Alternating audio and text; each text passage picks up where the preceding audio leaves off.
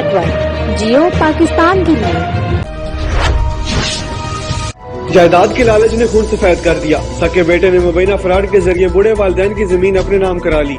इकराम कुरैशी की रिपोर्ट के मुताबिक खानपुरा के इलाका सेटेलाइट टाउन के राशि बुजुर्ग हाजी मोहम्मद मूसा ने अपने अहली हनीफा बीबी के हमरा मीडिया से गुफ्तगू करते हुए बताया कि मौजा कोटला मेरान, मौजा गहना लाड और चक नंबर 99 NP में हम दोनों मियाँ बीवी की 7.5 एकड़ ज़राई अराजी मौजूद है। मेरे 4 बेटे और 5 बेटियां हैं। मैंने अपनी जमीन में से 1-1 एकड़ अपने एक बेटे के नाम करा दिया और बाकी 3.5 एकड़ अपने पास रख ली, जिसकी आमदनी से हम दोनों के इलाज मुआवजा और गुजर बसर हो रहा था। ये बकिया 3.5 एकड़ हमारे मरने के बाद हमारे बेटों के नाम होनी थी। बुजुर्ग मोहम्मद मूसा ने बताया कि मेरे 3 बेटे हाजी खलील अहमद, हाजी सईद अहमद और हाजी मोहम्मद दीन रोजगार के सिलसिले में सऊदी अरब में रहते थे। हमारे चौथे बेटे रफीक अहमद ने दूसरे भाइयों की गैर मौजूदगी का फायदा उठाते हुए और फ्रॉड करते हुए हमारी 3.5 एकड़ अराजी अपने नाम करवा ली, जिसका जब हमको एहसास हुआ तो हमने इससे मलामत की, जिस पर इसने हम दोनों की नशावर चीज खिलाकर अपने साथ लाहौर वाले घर ले गया और 2.5 साल तक हम दोनों को वहाँ जबरदस्ती रखा।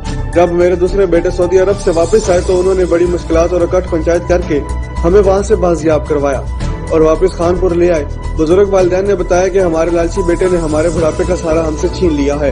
इस जमीन की आमदनी से हमारा इलाज मुआवजा होता था, जो कि छिन जाने के बाद हम शदीद बेबसी और लाचारी की जिंदगी गुजार रहे हैं। बुजुर्ग हाजी मोहम्मद मूसा ने रोते हुए अरबाब इख्तियार से अपील की है कि फौरी तौर पर नोटिस लेकर नाफरमान बेटे के खिलाफ कार्रवाई की जाए और इन्हें इनकी जमीन वापस करवाई जाए। हाजी मोहम्मद दीन ने, ये मेरे वालिदैन ने, मेरा भाई हाजी रफीक अहमद, उन्हें धोखा दही ਦੇ ਨਾਲ ਜੇਲ੍ਹ ਸਜ਼ਾ ਦੇ ਨਾਲ ਅੱਬੇ ਦੇ ਕੋਲੋਂ ਅੰਮੀ ਕੋਲੋਂ ਜ਼ਮੀਨ ਆਪਣੇ ਨਾਂ ਕਰਵਾ ਲਈ ਹੈ ਕਿ ਮੈਂ ਤੁਹਾਡੇ ਕੋਲੋਂ ਮੁੱਲ ਖਰੀਦ ਕੀਤੀ ਹੈ। ਔਰ ਜਦੋਂ ਸਾਨੂੰ ਪਤਾ ਲੱਗਾ ਕਿ ਵੀ ਅਸੀਂ ਆਪਣਾ ਰੋਜ਼ਗਾਰ ਦੇ ਸਿਲਸਿਲੇ 'ਚ ਬੈਰੂਨੇ ਮੁਲਕ ਰਹਿੰਦੇ ਸੀ, ਜਦੋਂ ਸਾਨੂੰ ਪਤਾ ਲੱਗਾ ਅਸੀਂ ਆਪਣੀ ਉਹਨੂੰ ਕਿਹਾ ਪੁੱਛਿਆ ਦੱਸਿਆ ਕਿ ਵੀ ਤੂੰ ਇਹ ਕੰਮ ਕਿਵੇਂ ਕੀਤਾ, ਕਿਉਂ ਕੀਤਾ ਜੀ। ਅੱਬੂ ਗਏ ਨੇ ਉਹਨਾਂ ਕੋਲ ਤੇ ਉਹ ਇਹਨਾਂ ਨੂੰ ਲੈ ਕੇ ਤੇ ਆਪਣੇ ਕੋਲ ਲਾਹੌਰ ਲੈ ਗਿਆ, ਠੀਕ ਆ। ਤੇ ਉਸ ਤੋਂ ਬਾਅਦ ਉਹਨੇ ਇਹਨਾਂ ਨੂੰ ਨਸ਼ਾਵਰ ਚੀਜ਼ਾਂ ਦਿੰਦੇ ਰਹਿ ਗਏ ਨੇ। ਅੱਬੂ ਦਾ ਜ਼ਿਹਨੀ ਤਵਾਜ਼ਨ ਵੀ ਇਸ ਟਾਈਮ ਸਹੀ ਨਹੀਂ ਹੈਗਾ ਤੇ ਇਹਨਾਂ ਨੇ ਜਦੋਂ ਉੱਥੇ ਜਾ ਕੇ ਰੱਖਿਆ ਆਪਦੇ ਕੋਲ, ਅਸੀਂ 2 ਸਾਲ ਤੱਕ ਧੱਕੇ ਖਾਂਦੇ ਰਹਿ ਗਏ ਹਾਂ, ਕੋਸ਼ਿਸ਼ਾਂ ਕਰਦੇ ਰਹਿ ਗਏ ਹਾਂ। 2 ਸਾਲ ਦੇ ਬਾਅਦ ਅੰਮੀ ਅੱਬੂ ਸਾਡੇ ਕੋਲ ਆਏ ਨੇ। ਅਸੀਂ ਹੁਣ ਜਿਹੜਾ ਆਪਣੀ ਕੋਸ਼ਿਸ਼ ਕਰਨੇ ਇਹਦੇ ਵਾਸਤੇ ਕਿ ਵੀ ਇਹਨਾਂ ਦੀ ਜ਼ਮੀਨ ਜਿਹੜੀ ਵਾਪਸ ਹੋ ਜਾਵੇ। ਕਿਸੇ ਮਹਿਕਮੇ ਦੇ ਵਿੱਚ ਕਿਸੇ 'ਚ ਅਸੀਂ ਜਾਂਦੇ ਹਾਂ, ਸਾਨੂੰ ਕੋਈ ਮਸਲਾ ਨਹੀਂ ਹੁੰਦਾ ਪਿਆ। ਸਾਡੀ ਵਜ਼ੀਰ ਆਜ਼ਮ ਕੋਲ, ਚੀਫ ਜਸਟਿਸ ਕੋਲ ਰਿਕੁਐਸਟ ਹੈ ਕਿ ਮੇਰੇ ਬੁੜੇ ਮਾਂ ਬਾਪ ਨੂੰ ਇਹਨਾਂ ਦਾ ਹੱਕ ਦਿੱਤਾ ਜਾਵੇ। ਪਲੀਜ਼ ਮਿਹਰਬਾਨੀ ਕਰਕੇ ਇਹਨਾਂ ਨੂੰ ਹੱਕ ਰਸੀ ਕੀਤੀ ਜਾਵੇ। ਉਹਨੂੰ ਜਦੋਂ ਗੱਲ ਕਰਨੀ ਆ ਉਹ ਕਹਿੰਦਾ ਜੀ ਮੈਂ ਮਾਰ ਦਿਆਂਗਾ, ਤੁਹਾਨੂੰ ਕਤਲ ਕਰ ਦਿਆਂਗਾ, ਕਤਲ ਦੀਆਂ ਧਮਕੀਆਂ ਦਿੰਦਾ ਹੈ। ਸਾਨੂੰ ਡਰ ਲੱਗਦਾ ਉਹਦੇ ਕੋਲੋਂ, ਕਿਉਂਕਿ ਉਹਦਾ ਅਸਰ ਰਸੂਖ ਹੈਗਾ, ਉਹਦੇ ਕੋਲ ਪੈਸਾ ਹੈਗਾ ਤੇ ਇਸ ਵਾਸਤੇ ਸਾਨੂੰ ਡਰ ਲੱਗਦਾ ਉਹਦੇ ਕੋਲੋਂ। ਸਾਡੇ ਮਾਂ ਬਾਪ ਨੂੰ ਪਲੀਜ਼ ਬਚਾਇਆ ਜਾਵੇ ਇਸ ਜ਼ਾਲਮ ਕੋਲੋਂ, ਦਰਿੰਦੇ ਕੋਲੋਂ। ਬਿਮਾਰ ਹੋਇਆ, ਉਹਨੂੰ ਲੈ ਕੇ ਗਏ ਨੇ ਜਾ ਕੇ, ਉਹਨੂੰ ਜਾ ਕੇ ਹਸਪਤਾਲ ਗਏ ਨੇ, ਉਹਨਾਂ ਨੇ ਜਵਾਬ ਦੇ ਦਿੱਤਾ, ਪਰੇਸ਼ਾਨ ਕਰਕੇ ਉਹਨੂੰ ਇੱਥੇ ਲੈ ਆਏ ਨੇ ਆ ਕੇ। ਨਾਲ ਮੇਰਾ ਭਾਂਜਾ ਜਿਹੜਾ ਹੈ ਨਾ ਉਹ ਵੀ ਮਿਲਿਆ ਹੋਇਆ ਨਾਲ। मैं किस तरीके का इलाज करवा सकता है? मैं इलाज नहीं करवा सकता, मैं मजबूर हाँ, बेबस हाँ, लाचार। मैं अपने माँ बाप को रोंदिया करलांदिया नहीं देख सकता। प्लीज़ मेहरबानी करके मेरे आला हुक्मरान अर्ज है कि मेरे माँ बाप को इंसाफ दिता जाए, मेरे माँ बाप को इंसाफ दिता जाए। ਉਹਦਾ ਨਾਮ ਹੈ, ਜ਼ਿਆਦਾਤਰ ਉਹਨੂੰ ਮੀਆਂ ਸਾਹਿਬ ਕਹਿੰਦੇ ਨੇ ਤੇ ਰਫੀਕ ਅਹਿਮਦ ਦੇ ਨਾਮ, ਰਫੀਕ ਅਹਿਮਦ ਹੀ ਹੈ ਨਾ, ਮੁਹੰਮਦ ਰਫੀਕ ਅਹਿਮਦ ਉਹਦਾ ਨਾਮ ਹੈ।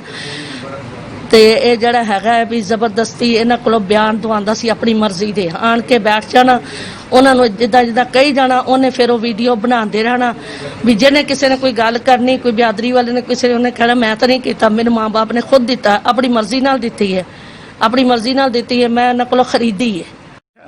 ਜਦੋਂ ਅਸੀਂ ਉਹਨੂੰ ਕਿਹਾ ਨਾ ਇਹ ਤੂੰ ਜ਼ਮੀਨ ਐਵੇਂ ਕਿਉਂ ਕੀਤੀ, ਉਹਨੇ ਕਿਹਾ ਵੀ ਮੈਂ ਵਾਪਸ ਦੇ ਦੇਵਾਂਗਾ, ਮੈਂ ਅਮਾਨਤ ਨਹੀਂ ਹੈ, ਮੈਂ ਤਾਂ ਉਹਨੂੰ ਅਮਾਨਤ ਕਰਕੇ ਬੱਚਾ ਦਿੱਤੀ ਸੀ, ਮੈਨੂੰ ਨਹੀਂ ਸੀ ਪਤਾ ਵੀ ਇਹਨੇ ਅਮਾਨਤ ਵੇਖ ਖਾਨਤ ਕਰ ਦੇਣੀ ਹੈ। ਮੈਂ ਆਖਿਰ ਦੇ ਦੇਵਾਂਗਾ, ਤੁਸੀਂ ਬਿਮਾਰ ਰਹਿੰਦੇ ਜੇ, ਕੀ ਪਤਾ ਹੋ ਸਕਦਾ ਤੁਹਾਨੂੰ ਕੋਈ ਪੈਸੇ ਦਵਾਈ ਵਾਸਤੇ ਨਾ ਦੇਣ। ਮੇਰੀਆਂ ਇੰਨੀਆਂ ਦਵਾਈਆਂ ਆਉਂਦੀਆਂ ਨੇ ਥੱਬਾ ਮੈਂ ਲੈਂਦੀ ਹਾਂ, ਜਦੋਂ ਪੈਸੇ ਮੰਗਣੇ ਜਾ ਕੇ ਕੋਈ ਦਵਾਈ ਲੈ ਆਉਣੀ, ਕੁਛ ਨਹੀਂ ਟਕੇਗੀ ਜਿੰਨੇ ਦੀ ਆਉਣੀ। ਆਖਣਾ ਕਿ 7,000 ਦੀ ਆਈ ਹੈ, ਕਦੀ ਆਖਣ 10,000 ਦੀ ਆ ਗਈ ਹੈ ਮਹੀਨੇ ਦੀ, ਕਦੀ ਕਿਸ ਤਰ੍ਹਾਂ ਕਦੀ ਕਿਸ ਤਰ੍ਹਾਂ।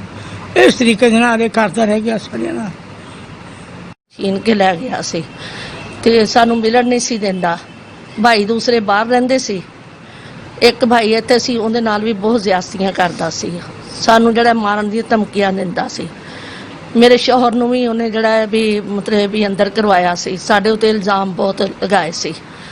ਮੇਰੇ ਬੇਟੇ ਨੂੰ ਵੀ ਮਾਰਨ ਦੀਆਂ ਧਮਕੀਆਂ ਦਿੱਤੀਆਂ ਗਈਆਂ ਨੇ ਕਿ ਮੇਰੇ ਅੰਮੀ ਅੱਬੂ ਨੂੰ ਕਿਹਾ ਗਿਆ ਹੈ ਕਿ ਮੈਂ ਦੇ ਬੇਟੇ ਨੂੰ ਵੀ ਤੇ ਇਹਦੇ ਸ਼ੋਹਰ ਨੂੰ ਵੀ ਐਸੀ ਜਗ੍ਹਾ ਦੇ ਉੱਤੇ ਸਿੱਟਾਂਗੇ ਕਿ ਪੂਰੀ ਜ਼ਿੰਦਗੀ ਇਹ ਭੈਣ ਡੱਬਦੀ ਰਹਿ ਗਈ ਤੇ ਉਹਨਾਂ ਨੂੰ ਮਿਲੇਗਾ ਨਹੀਂ।